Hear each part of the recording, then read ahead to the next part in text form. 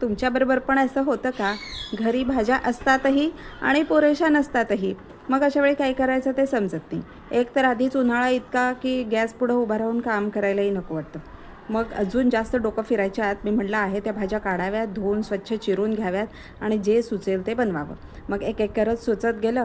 मसाले गोळा केले, मस्त गोडा मसाला भाजून ताजा ताजा वाटून घेतला मिक्सरवरती. आलं लसूण मिरचीची पेस्ट वगैरे करून घेतली आणि काजूची फोडणी देऊन सगळ्या भाज्या एकामागं एक टाकून छानसा मसाले भात तयार करायचं ठरवलं. थोडंसं दही घालणं, मसाले भात म्हणजे दही तर अगदी कंपल्सरीच आहे.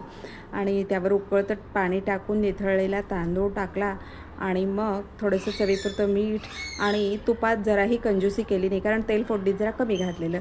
आणि मग झाकण उघडलं शिजल्यानंतर तर असं घर दरवळलं, इतका सुगंध आला. सगळे मसाले ताजे वाटलेले, सोबत पापड तळले आणि थोडंसं दूध होतं म्हणून शेवयाची खीर केली. तुम्हाला आग्रहाने जेवायला बोलवते, या जेवायला.